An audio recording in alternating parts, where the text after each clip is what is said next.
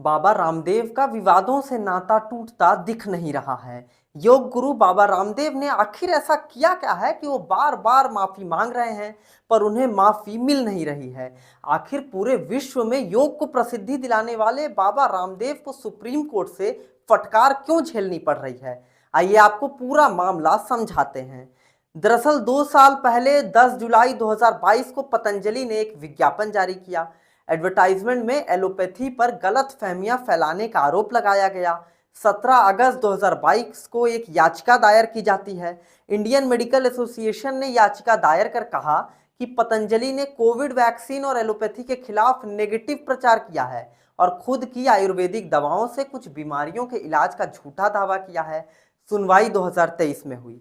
21 नवंबर 2023 को हुई सुनवाई में जस्टिस अमानतुल्लाह ने कहा, पतंजलि को सभी भ्रामक दवाओं वाले विज्ञापन को तुरंत बंद करना होगा।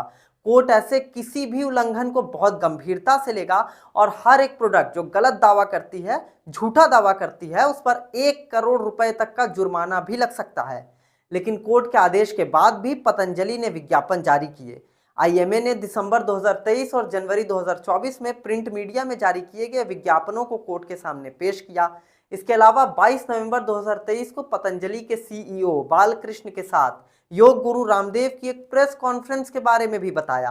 पतंजलि ने इन विज्ञापनों में मधुमेह और अस्थमा को पूरी तरह से ठीक करने का दावा कर दिया था। पतंजलि भ्रामक विज्ञापन केस में 16 अप्रैल 2024 यानी आज एक बार फिर सुप्रीम कोर्ट में सुनवाई हुई। जस्टिस हिमा कोहली और जस्टिस अमानुतुल्लाह की बेंच के सामने बाबा रामदेव और बालकृष्ण तीसरी बार पेश हुए। बाबा रामदेव के वकील मुकुल रोहतगी ने कहा कि हम कोर्ट से एक बार फिर माफी मांगते हैं, हमें पछतावा है, हम जनता के बीच माफी मांगने को भी तैयार हैं। कोर्ट ने कहा कि हम बाबा रामदेव को सुनना चाहते हैं। जस्टिस कोहली ने बाबा रामदेव से कहा, आपने योग के लिए बहुत कुछ किया है, आपका सम्मान है, लेकिन आपने ये जो स्टेटमेंट दिया है, परम आदरणीय जज साहिब महोदया, अनकंडीशनली जो भी हमसे हुई, हम अपोलॉजी किए हैं। जिस चीज़ का आप प्रचार कर रहे हैं, हमारी संस्कृति में ऐसे कई चीज़ हैं। लोग सिर्फ एलोपैथी नहीं, घरेलू पद्धतियां भी इस्तेमाल कर रहे हैं, नानी के नुस्खे भी। आप अपनी पद्धतियों के लिए दूसरों को गलत क्यों बता रहे हैं? रामदेव ने कहा कि किसी को भी गलत बताने का हमारा कोई इरादा नहीं था। आयुर्वेद को रिसर्च बेस्ड एविडेंस के लिए, तथ्य पर लाने के लिए पतंजलि ने प्रयास किए। आगे से इसके प्रति जागरूक रहूंगा। कार्य के उत्साह में ऐसा हो गया।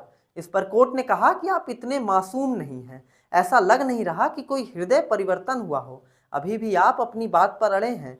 हम इस मामले को 23 अप्रैल को देखेंगे। कोर्ट ने बाबा रामदेव और बालकृष्ण को आदेश देते हुए कहा कि आप दोनों उस दिन भी कोर्ट में मौजूद रहें। वहीं हम आपको बता दें कि बाबा रामदेव की तरफ से 2 अप्रैल को जस्टिस हिमा कोहली और जस्टिस अमानुतुल्लाह की बेंच में माफीनामा दिया गया था। बेंच ने पतंजलि को फटकार लगाया और कहा कि माफीनामा सिर्फ खाना पूर्ति के लिए है, आपके अंदर माफी का कोई भाव नहीं दिख रहा। उसके बाद 10 अप्रैल को फिर से तिथि दी गई। 10 अप्रैल को सुनवाई होनी थी। उसके एक दिन पहले बाबा रामदेव ने नया एफिडेविट फाइल किया। इसमें पतंजलि की तरफ से उन्होंने बिना शर्त माफी मांगते हुए कहा कि इस गलती पर उन्हें खेद है, दोबारा ऐसा नहीं होगा।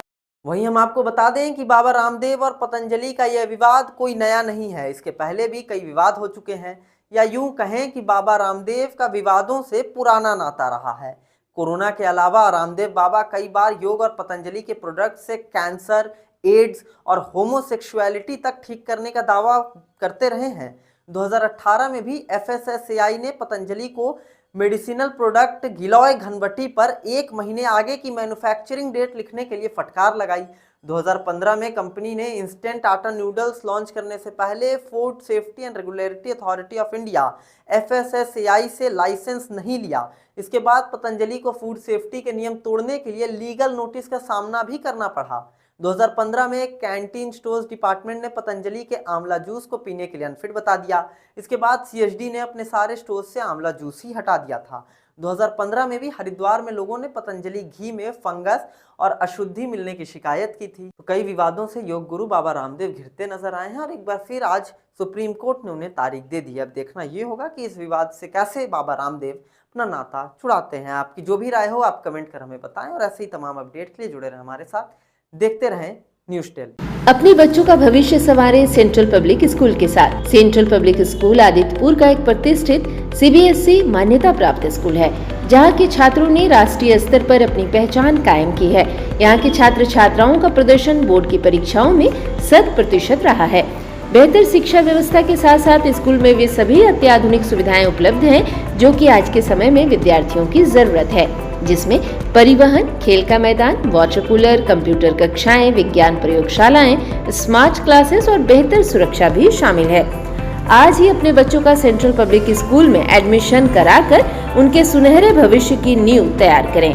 फोन नंबर है 6202467697। हमारा पता है central public school, Adityapur, Jamshedpur.